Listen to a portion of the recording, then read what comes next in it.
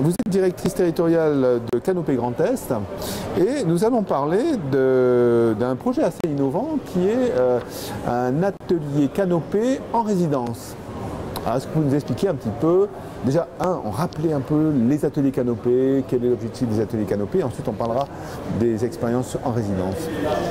Alors, il est vrai que depuis la refondation, donc en 3 ans, les ateliers Canopé se sont complètement transformés. Il ne faut quand même pas oublier qu'on était des centres de documentation pédagogique où les enseignants venaient emprunter des ressources et qu'on a aujourd'hui transformé ces lieux en véritables ateliers.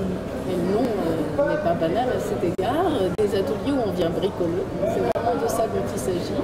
On vient se former, bien sûr, on vient découvrir des ressources, on vient découvrir des outils numériques, se les approprier et partager des pratiques.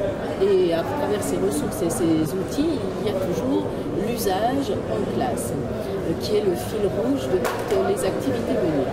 Donc, l'atelier Canopé a acquis cette expertise de réaménager ses espaces, de repenser ses services, de transformer aussi les métiers de ses personnels, d'évoluer aussi dans les pratiques professionnelles. Donc aujourd'hui, les enseignants viennent se former à des conférences, des journées d'études, des ateliers de partage de pratiques. Et puis, l'atelier vosgien, on est à sa 6e résidence, il a inventé un nouveau concept, l'atelier en résidence. Il s'est aperçu effectivement, cet atelier, que contrairement à Strasbourg, à Reims, à Nancy, à des grandes villes, dans un petit département, les enseignants ne se déplaçaient pas sur le site d'Épinal où ils venaient à un rayon de 60 km autour d'Épinal. Donc quid de ce maillage départemental dont on a la responsabilité.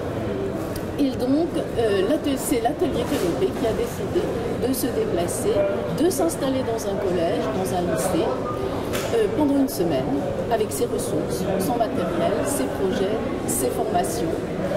Et tout cela a été co-construit bien en amont avec les équipes pédagogiques des établissements. Et en fonction aussi de leurs projets, de leurs axes stratégiques, des activités sont pensées et préparées. Donc, durant cette semaine, les cadres explosent, l'emploi du temps n'est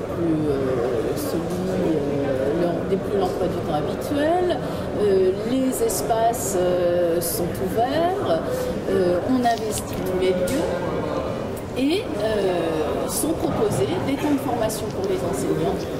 Alors souvent, il y a du numérique, mais pas que. Par exemple, il y a eu un travail, il peut y avoir un travail sur les cartes mentales, un travail sur l'accompagnement des élèves avec les outils numériques dans le cadre de devoirs faits.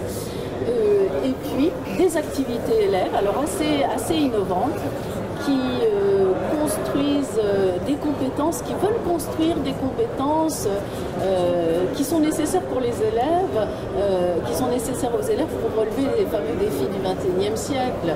Donc des activités bien sûr, qui mobilisent le numérique et tous les usages, donc tout ce qu'on appelle la littératie numérique, mais aussi qui éveillent l'esprit critique, qui crée de l'imaginaire, qui aussi mobilise l'intelligence collective, et puis les capacités de coopération qui sont fondamentales.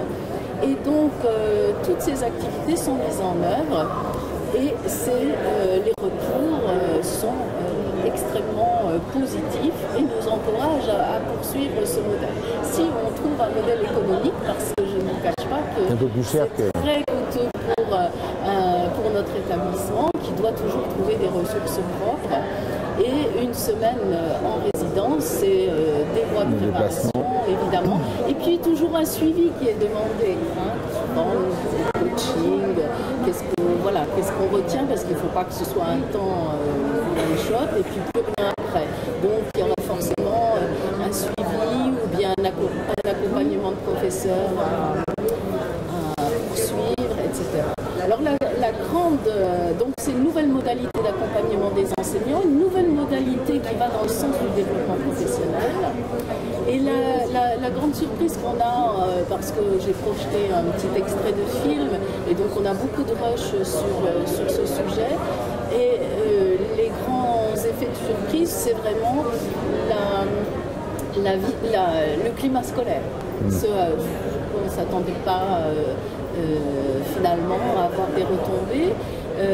On a bien une communauté apprenante, des profs, des enseignants, des parents, puisqu'il y a un atelier pour les parents, des personnels d'encadrement, mais aussi quelquefois les agents des collectivités sur certaines thématiques. Et du coup, à travers cette communauté apprenante, on a une forme de paix dans une ambiance assez paisible autour de ce développement cognitif partagé. Donc on voit qu'il y a un gros impact sur l'établissement. Je ne vais pas vous poser de questions parce que vous m'avez fait le film d'une traite. Merci Brigitte. Merci à vous. Merci.